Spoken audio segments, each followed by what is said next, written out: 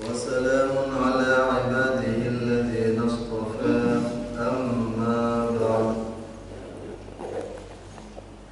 فقال المؤلف الشيخ محمد يوسف رحمه الله باب الجهاد. وأخرج ابن عساكر عن نوفل بن عمارة قال جاء الحارث بن هشام وسهيل بن عمرو إلى عمر بن الخطاب رضي الله عنهم فجلسا عنده وهو بينهما فجعل المهاجرون الأولون يأتون عمر فيقول ها هنا يا سهيل ها هنا يا حارث فينحيهما عنهم فجعل الأنصار يأتون عمر فينحيهما عنهم كذلك حتى صار في آخر الناس. فلما خرج من عند عمر قال الحارث بن هشام لسهيل بن عمرو ألم تر ما صنع بنا؟ فقال له سهيل أيها الرجل لا لوم عليه ينبغي أن نرجع باللوم على أنفسنا دعي القوم فأسرعوا ودعينا فأبطأنا.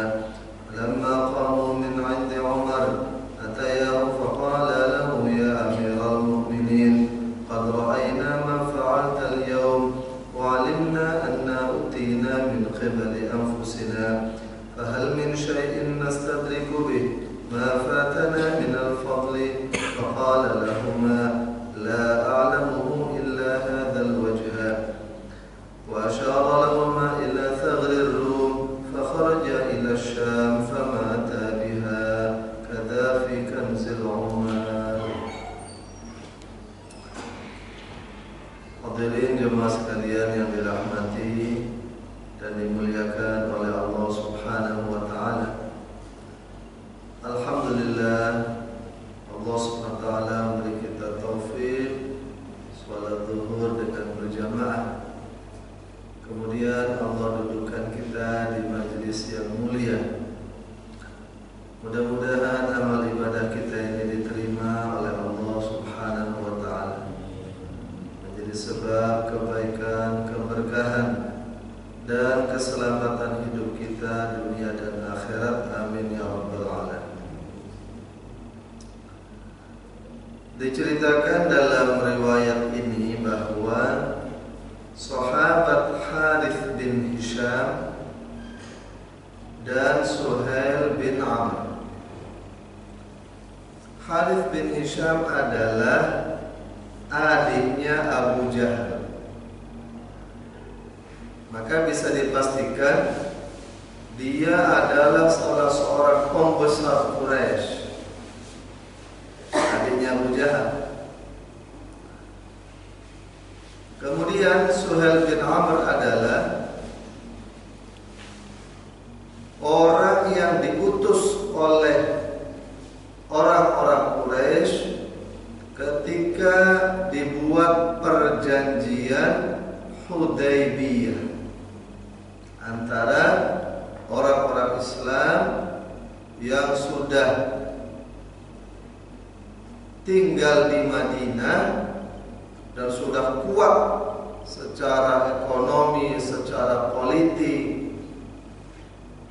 Dibuat perjanjian dengan orang-orang Quraisy yang disebut Sulhul Hudaybiyah, perjanjian Hudaybiyah. Dari pihak orang Islam, Kanjeng Nabi sendiri yang tanda tangan. Dan dari pihak orang kafir Quraisy yang tanda tangan adalah ini Suhail bin Amr, masih kafir waktu itu. Jadi Harith bin Hisham dan Suhail bin Amr ini masuk Islam ketika penaklukan kota Mekah. Mekah ditaklukkan baru mereka masuk Islam. Artinya mereka masuk Islam kira-kira 3 tahun sebelum Kanjeng Nabi Muhammad sallallahu alaihi wasallam meninggal dunia. 3 tahun sebelum Kanjeng Nabi wafat, orang-orang ini baru masuk Islam. Setelah Kanjeng Nabi meninggal dunia diganti Khalifah Abu Bakar. Setelah Khalifah Abu Bakar meninggal dunia diganti dengan Khalifah Umar bin Khattab. Orang-orang ini, tokoh-tokoh Quraisy ini yang masuk Islam setelah penaklukan kota Makkah 3 tahun sebelum Kanjeng Nabi meninggal, datang menghadap Amirul Mukminin Umar bin Khattab radhiyallahu anhu. Waktu itu tak ada orang lain. Jadi yang satu duduk di sini, yang satu duduk di sini. Berdekatan. Kemudian datanglah orang-orang Muhajirin yang awal dan orang-orang Ansor yang awal yang mula-mula masuk Islam. Dalam riwayat tadi diceritakan, hatta yang datang itu adalah sahabat Bilal, sahabat Suhaib, sahabat-sahabat yang miskin, yang mereka tidak punya kedudukan apa-apa sebelum Islam. Ketika datang sahabat Bilal, sahabat Suhaib dan yang lain-lain, maka kata sahabat Umar kepada Harith bin Hisham dan Suhail bin Amr, sampean mundur sedikit, sampean mundur sedikit, biar mereka di sini dekat saya. Datang lagi orang Muhajirin awalin dan Ansor yang awal, sampean mundur sini, sampean mundur sini. Datang lagi yang lain, suruh mundur lagi, suruh mundur lagi. Akhirnya Suhail bin Amr dan Harith bin Hisham yang tidaknya persis di pinggir sahabat Umar sekarang paling belakang. Paling belakang. Karena yang dikedepankan adalah orang-orang Muhajirun dan Ansor yang pertama-tama masuk Islam. Setelah pertemuan selesai, 2 orang ini ngobrol. Kata Harith bin Hisham, adiknya Abu Jahal nih, sampai lihat enggak perlakuan Amirul Mukminin kepada kita? Kita ini tokoh-tokoh Quraisy. Suruh minggir, suruh minggir, suruh minggir. Akhirnya paling belakang. Kata Suhail bin Amr, memang orang pandai dia. Itu bukan salah Amirul Mukminin, salah kita sendiri. Dulu ketika Kanjeng Nabi SAW berdakwah, kita ini paling menentang, paling menolak, bahkan kita memerangi Kanjeng Nabi. Nah, orang-orang ini yang cengkeromen istilahnya, Bilal, Suhaib yang tidak berkelas sama sekali, mereka mau ikut. Orang yang miskin, yang lemah, yang bodoh, mereka mau ikut. Kita yang sosok pinter nih, yang nolak-nolak, yang nentang-nentang, yang meraih Kanjeng Nabi. Jadi bukan salah Amirul Mukminin, salah kita sendiri. Sehingga kita dipinggirkan, dimundurkan sampai kita paling belakang. Terus gimana ya supaya kita ini tidak dimundurkan nanti di akhirat? Sudah di dunia paling belakang, nanti di akhirat paling belakang lagi. Gimana caranya menebus dosa kita ini? Maka akhirnya 2 orang ini datang lagi, padahal majelis sudah selesai. Mereka berdua datang lagi menghadap Amirul Mukminin Sayyidina Umar bin Khattab radhiyallahu anhu. Wahai Amirul Mukminin, kami telah melihat dan merasakan bagaimana perlakuan panjenengan kepada kami. Sekarang apa yang harus kami lakukan untuk menebus kekurangan kami, untuk menyusul kelebihan-kelebihan yang dimiliki orang-orang Muhajirin dan Ansar yang mula-mula masuk Islam, untuk menyaingi mereka itu bagaimana? Begitulah para sahabat jemaah sekalian, mereka selalu bersaing dalam kebaikan. Fastabiqul khairat, bersaingnya itu dalam kebaikan. Maka sahabat Umar menjawab, ya saya tidak tahu caranya kalian bagaimana menebus kesalahan kalian, supaya bisa menyusul kelebihan orang-orang Muhajirin dan Ansor yang awal, kecuali ke sana, sambil menunjuk ke arah Syam, kecuali ke sana. Kamu berangkat berjihad ke arah sana, ke arah Syam, dan tidak pulang sampai mati. Wes gak usah balik-balik, gak usah mikir.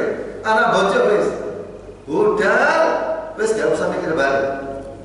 Mungkin bisa menyusul kelebihan keutamaan orang-orang Ansor dan Muhajirin yang awal. Akhirnya kedua sahabat ini, sahabat Harith bin Hisham dan Suhail bin Amr radhiyallahu anhuma, pamit kepada keluarganya, pamit kepada orang-orang Mekah, dan bergabung dengan pasukan Islam yang sedang berjihad di Syam dan tidak pernah pulang. Famata biha, sampai mereka meninggal dunia di Syam. Tidak balik ke Mekah. Ka'bah ditinggalkan, Masjidil Haram ditinggalkan, Arafah ditinggalkan, Zamzam ditinggalkan, Maqam Ibrahim ditinggalkan. Bayangkan, satu rakaat di Masjidil Haram, kalau di masjid sini 100.000 rakaat bandingannya. Ditinggalkan. Keluar jihad fisabilillah sampai di Syam dan tidak pernah pulang. Kenapa?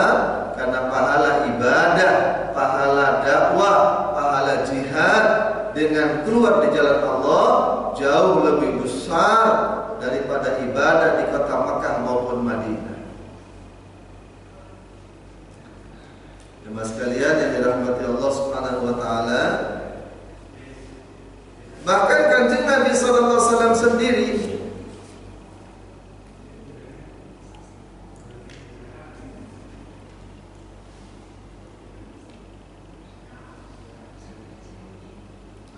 beliau bersabda,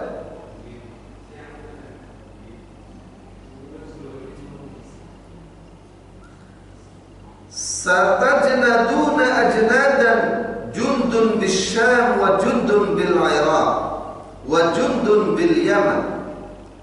Akan terbentuk pasukan kaum muslimin yang ada di Syam dan di Irak dan di Yaman. Faqala rajulun, maka seorang sahabat laki-laki berkata, khirli ya Rasulullah, pilihkan untukku ya Rasulullah. Apa saya gabung dengan pasukan yang di Irak, berarti ke arah Persia, ke arah timur, atau ke arah Syam, ke arah barat? Syam adalah Palestina, Yordania, Syria, kemudian Lebanon, dan sedikit Irak perbatasan, Palestina dan sekitarnya. Itulah Syam. Atau saya bergabung dengan pasukan yang ada di Yaman? Faqala alaikum bisyam. Ini hadis sahih riwayat Abu Dawud. Hendaknya kalian bergabung dengan pasukan yang ada di Syam. Kemudian Kanjeng Nabi SAW dalam hadis riwayat Bukhari, hadis yang sahih, beliau berdoa, Allahumma barik lana fi syamina, ya Allah berkailah untuk kami di negeri Syam kami, berkailah untuk kami di negeri Syam milik kami, fi syamina, di negeri Syam milik kami. Dua kali Nabi berdoa. Jadi Syam adalah negerinya orang Islam, karena Nabi sendiri mengatakan Allahumma barik lana fi syamina, ya Allah berkailah untuk kami di negeri Syam milik kami, milik kaum muslimin. Jadi Palestina bukan hanya milik orang Palestina, milik kita semua. Seharusnya yang menjaga Al-Quds bukan hanya orang sana, kita semua. Yang memperjuangkan Al-Quds bukan hanya orang sana, kita semua. Tapi sementara ini kita hanya baru bisa berterima berterima kasih. Berterima kasih kepada orang-orang Palestina yang sudah mewakili kita menjaga Al-Qudus. Terima kasih kepada laki-laki Palestina yang mau berjihad, mau berjuang, mau mati di jalan Allah. Terima kasih kepada ibu-ibu Palestina, wanita-wanita Palestina yang rela menjadi janda karena suaminya mati, karena anak-anaknya mati. Terima kasih kepada remaja-remaja Palestina yang mau berjuang walaupun hanya dengan melempar batu. Kita sampai sekarang baru hanya bisa berterima kasih kepada mereka yang memperjuangkan milik kita, bukan milik mereka sendiri.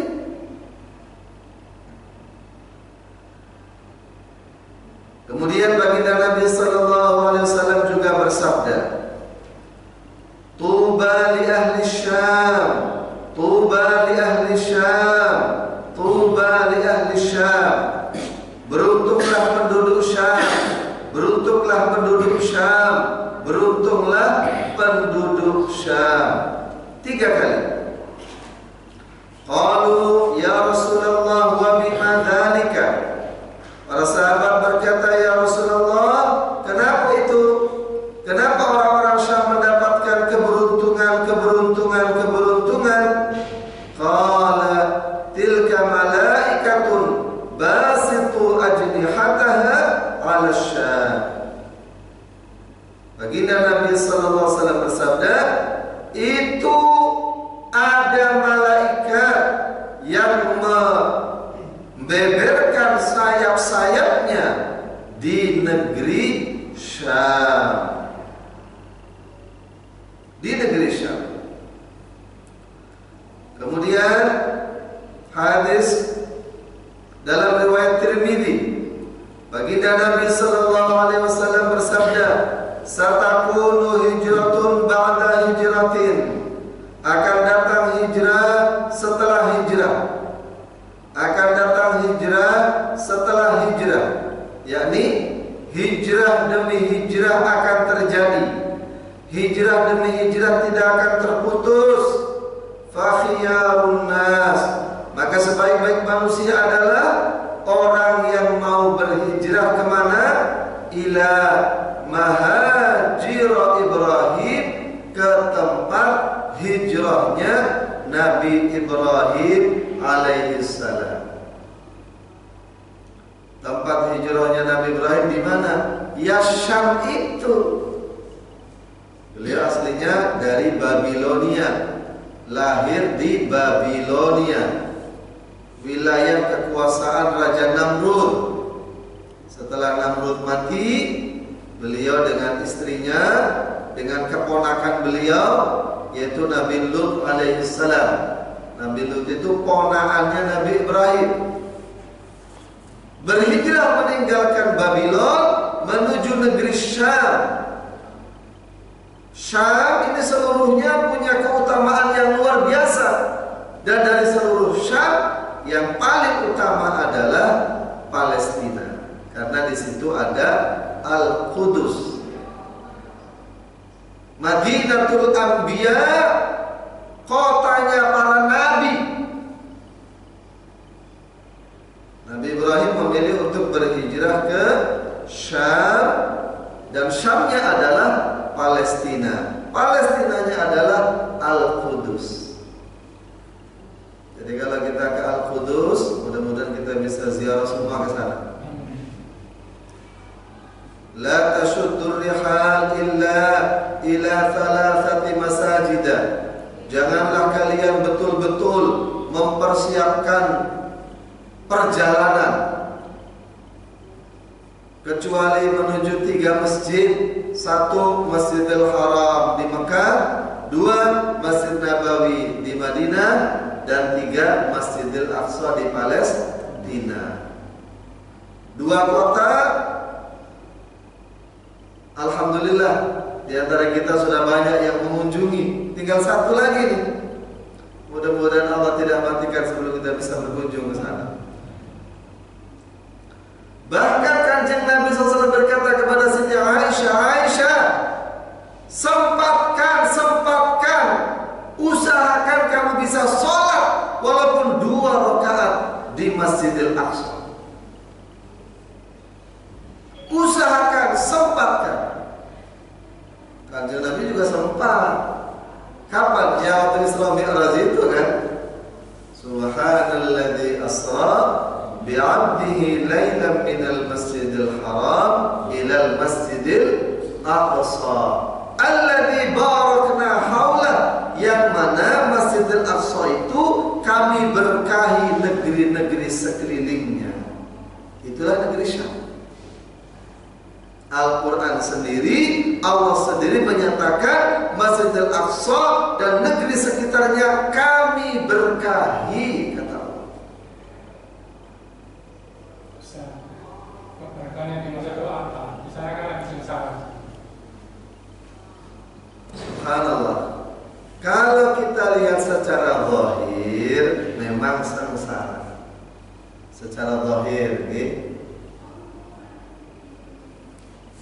Di kampung saya itu, zaman saya kecil, banyak orang masih kesulitan makan.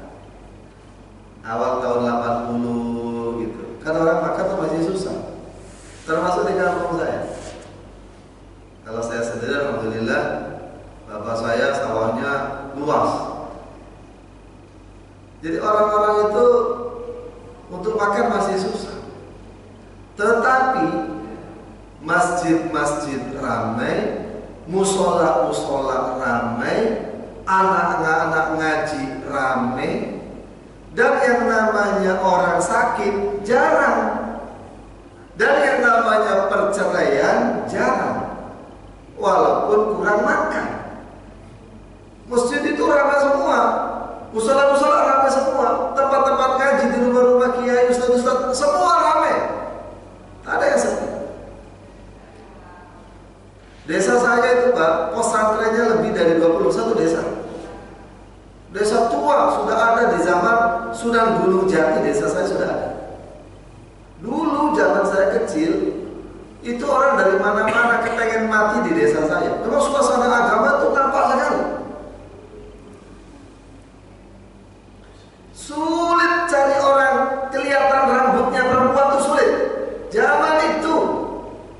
Padahal orang nggak mudah untuk beli kerudung itu, tapi ya pokoknya dengan kain yang sederhana tutup aurat itu dipertahankan betul, takut malu buka aurat itu. Itulah keberkahan. Walaupun secara ekonomi minim,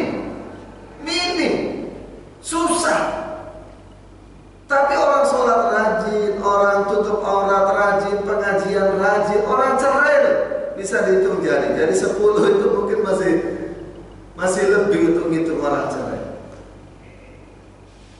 Tapi sekarang dari desa saya itu Pak, kalau haji minimalnya 50 pasang minimalnya. Bahkan kadang-kadang sampai 70 pasang, 100 pasang satu desa. Saking makmurnya.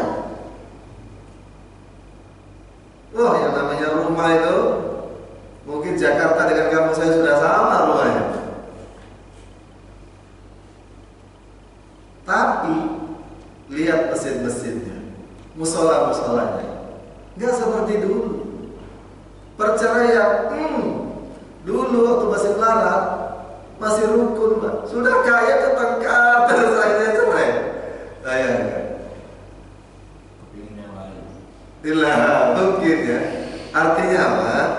Keberkahan itu ukurannya adalah orang bisa mengamalkan agama dengan mudah. Karena berkah itu ziyadatul khair, bertambahnya kebaikan. Bertambahnya kebaikan. Itulah namanya barokah. Tentu kebaikan adalah apa? Bisa mengamalkan agama. Itulah kebaikan yang sesungguhnya. Bukan secara zahir, bukan secara materi. Secara keadaan mungkin tidak aman, suasananya perang terus, tetapi hati mereka dekat dengan Allah. Karena dalam suasana perang, suasana genting, jadi hati mereka itu dekat dengan Allah. Sholat bisa nangis, baca Quran bisa nangis. doa bisa nangis. Justru dalam keadaan aman, kadang-kadang kita banyak lalai. Saya pernah ke Jordan ya, tahun ini alhamdulillah saya ke Jordan. Saya tanya orang Jordan, indah mana Palestina dengan Jordan? Oh, tidak ada apa-apanya katanya. Masih jauh indah Palestina. Subur mana Jordan dengan Palestina? Jauh katanya. Masih subur Palestina. Bayangkan, anggur kalau di sini berapa 1 kilo? 50.000 1 kilo kan? Yang bagus. Oke. Di sana anggur itu setengah dinar, tapi bukan dinar emas ya. Zaman dulu kan dinar koin emas. Sekarang dinar hanya tinggal nama, bentuknya sudah uang kertas. Kalau kita ke Jordan, mata uangnya dinar, tapi sudah kertas. Kalau kita ke Maroko, mata uangnya dirham, tapi sudah kertas juga. Dinar Jordan itu nilainya 22.000, $1,5. 1 dinar Jordan itu $1,5, 22.000. Kalau Bapak sekarang pergi nih ke Jordan, beli anggur itu 1 kilonya 1/4 dinar. Berarti berapa? 5.000-an, 5.000 atau 6.000 1 kilo. Bayangkan itu. Jadi yang namanya sayur, yang namanya buah itu enggak mahal di sana itu. Walaupun sepanjang mata kelihatan gersang itu, tapi murah. Iya, tadi saya lihat juga roti yang bagus di restoran, tapi di Gaza. Itu sebelum perang kemarin itu harganya cuma 4.000 kalau orang Indonesia. Roti-roti panik. Di mana lihatnya? Di YouTube. Ya, mudah-mudahan bisa lihat langsung. Iya, belum dapat kasih. Diajak Pak Komar. Ya, Masya Allah. Baik, kita lanjutkan. Akan datang hijrah demi hijrah. Maka sebaik-baik manusia adalah yang memilih hijrah menuju tempat hijrahnya Nabi Ibrahim alaihi salam, yaitu negeri Syam, utamanya adalah Palestina. Ketika Sayyidina Bilal bin Rabah radhiyallahu anhu, muadzin Rasulullah sallallahu alaihi wasallam, adzan pertama kali setelah Kanjeng Nabi sallallahu alaihi wasallam meninggal dunia. Adzan pertama kali setelah Kanjeng Nabi wafat, adzan pertama kali Bilal itu tidak bisa selesai, tidak sanggup. Ketika mengumandangkan adzan sampai kepada asyhadu anna Muhammad, tidak kuat, nangis, kebayang. Kanjeng Nabi itu kebayang, tidak bisa selesai adzan. Akhirnya beliau minta kepada sahabat Abu Bakar, tolong saya diganti. Saya diganti, tak bisa, saya tak tahan. Akhirnya diganti. Kalau ke masjid, lihat makam Nabi, nangis lagi, tak tahan. Minta izin, wahai Amirul Mukminin, saya minta izin. Apalagi kata Abu Bakar, saya tidak tahan di Madinah, tidak tahan.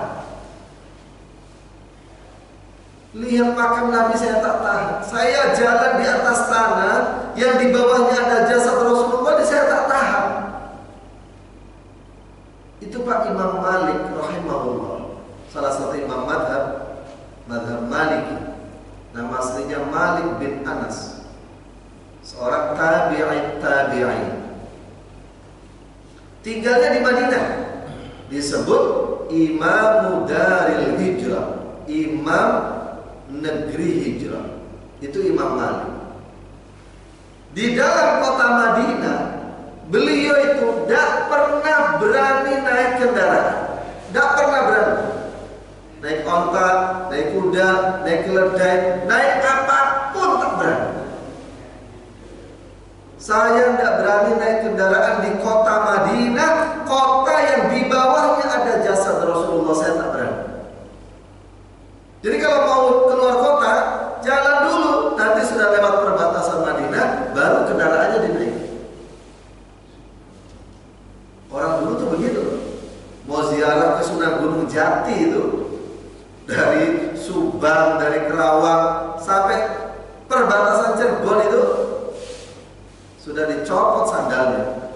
Kalau jalan kaki ya, orang dulu kan ada yang ziarah itu jalan kaki. Begitu masih perbatasan itu, sandalnya sudah dicopot. Sudah merunduk-merunduk jalannya itu sampai ke makam Sunan Gunung Jati. Sahabat bilang, minta izin, saya tak sanggup di Madinah, tak sanggup saya. Terus kamu mau kemana? Saya mau keluar dari Madinah. Saya mau jihad saja. Kata sahabat Abu Bakar, kalau kamu yang pergi, saya yang tak sanggup. Saya yang tak sanggup, kata sahabat Abu Bakar. Saya ini orang yang paling kehilangan dengan kajian Nabi itu saya, kata Abu Bakar. Saya yang paling kehilangan. Justru dengan melihat kamu ini sedikit terobati. Melihat kamu bilang, saya terobati kemudian dengan kajian Nabi itu terobati. Kalau terus orang-orang yang dekat dengan kajian Nabi pada pergi, saya dengan siapa lagi? Jadi saya tidak boleh nih keluar dari Madinah. Iya, tak boleh.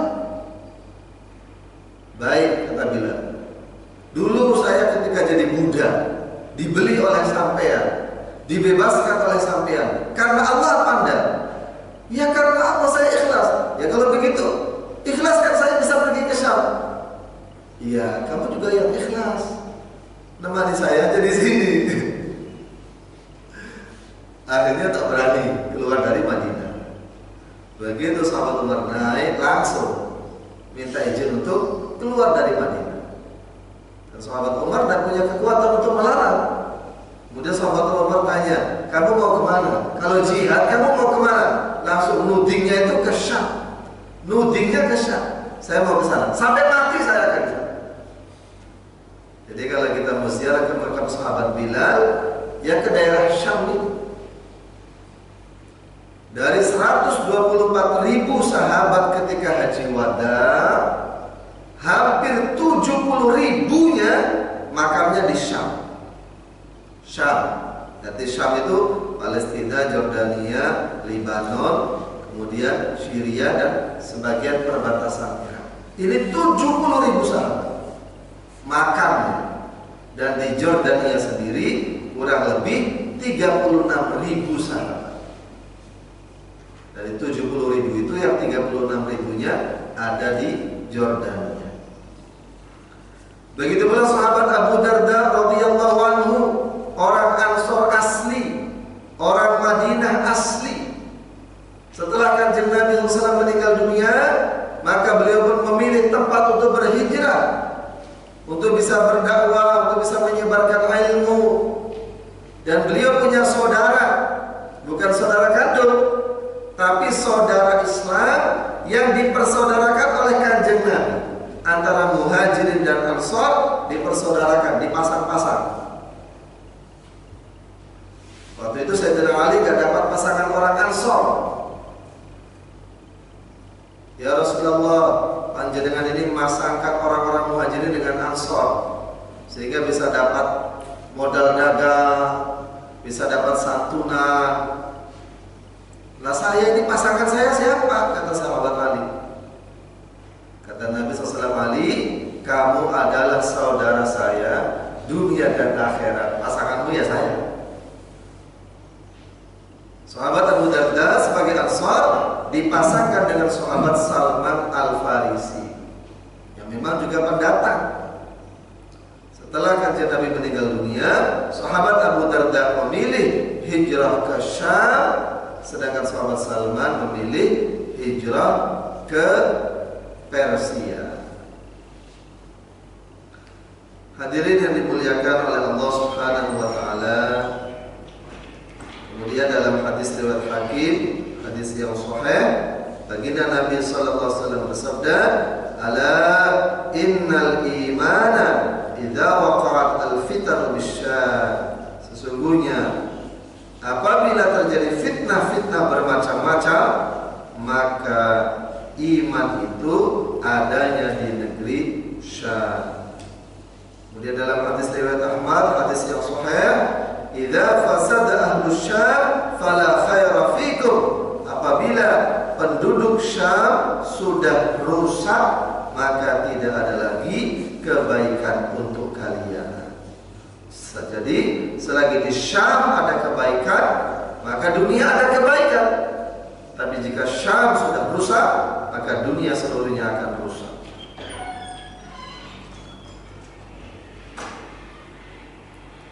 La tazalu ta'ifatun min ummati mansurina la yadurruhum man khadalahum hatta taqum as-sa'a. Tidak akan berhenti segolongan daripada umatku, mereka akan terus berjuang dan mereka akan terus diberikan pertolongan oleh Allah. Tidaklah merugikan mereka orang-orang yang tidak peduli kepada mereka. Jadi kalau masih ada sebagian saudara kita yang berjuang, maka mereka pasti akan ditolong oleh Allah. Walaupun sebagian yang lain tidak peduli, maka itu tidak merugikan mereka hatta taqum as-sa'ah, sampai datang hari kiamat. Kembali kepada hadis Siti Aisyah tadi, wahai Aisyah, hendaknya kamu usaha bisa sholat di Masjidil Aqsa walaupun 2 rakaat saja. Kalau tidak bisa, maka hartamu, kata Nabi, hartamu usahakan menjadi minyak-minyak yang menyalakan lentera-lentera di Masjidil Aqsa. Jadi kalau kita sudah bisa ke sana, maka kita kirim donasi untuk orang-orang sana untuk bisa memakmurkan Masjidil Aqsa. Karena sekarang Aqsa masih di bawah Israel, ya kita kirim donasi untuk bisa kawan-kawan kita berjuang membebaskan Masjidil Aqsa. Jadi kalau ada lembaga-lembaga atau organisasi yang menggalang dana untuk donasi Palestina, diusahakan Pak, sebisa mungkin kita ikut andil sehingga harta kita sampai ke sana walaupun kita sendiri belum sampai ke sana. Mudah-mudahan Allah Subhanahu wa taala jadikan kita sebagai orang-orang yang peduli terhadap sesama kaum muslimin dan saudara-saudara kita dimanapun, khususnya yang ada di Palestina, diberikan pertolongan oleh Allah Subhanahu wa taala, diberikan kemenangan oleh Allah Subhanahu wa taala. Al-Fatihah.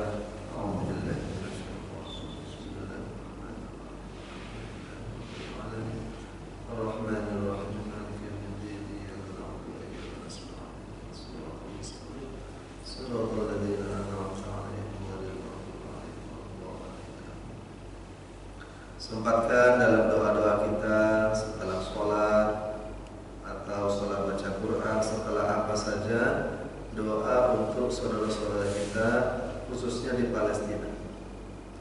Zaman dulu, zaman perang, zaman genting berbahaya, maka para alim ulama kita menganjurkan perbanyak baca hasbunallah wa ni'mal wakil, ni'mal maula wa ni'man nasir.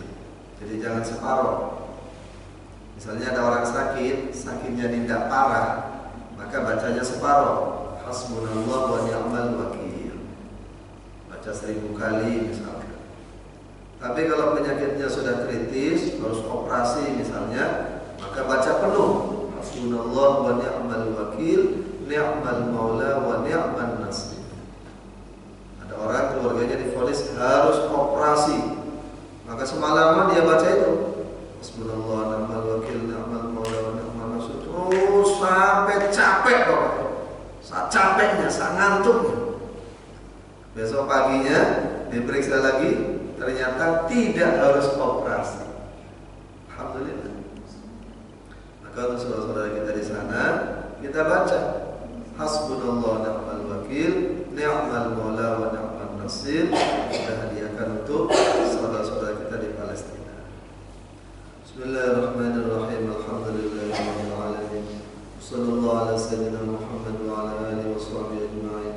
Allahumma ighfir lana dhunubana wa liwalidina warhamhum kama rabbawna shighara wa li jami'il muslimin wal muslimat wal mu'minin wal mu'minat al ahya'i minhum wal amwat. Allahumma ansuril Islam wal muslimin. Allahumma a'izil Islam wal muslimin wa ahlikil kafarata wasyi'ata wasyuyu'iyyata wal yahuda wan nasara wal mulhidin alladhina yasudduna 'an sabilik wa yuqatiluna awliya'ak. Allahumma ansur ikhwanana al muslimin wal mujahidin fi Palestina.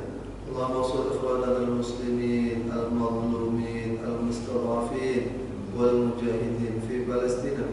Allahumma ansurhum wa ayyidhum bi ta'yidik. Allahumma tathbitan ka tathbiti sayyidina Musa alaihi salam.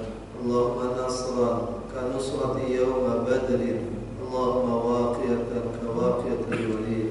Rabbana atina fid dunya hasanah wa fil akhirati hasanah wa qina adzaban nar. Sallallahu ala sayyidina Muhammad wa ala alihi wa sahbihi wa baraka wa sallam. Alhamdulillah. Aqulu qawli hadza wa astaghfirullah li wa lakum. Wassalamu alaikum warahmatullahi wabarakatuh. Waalaikumsalam warahmatullahi wabarakatuh. Subhanallah.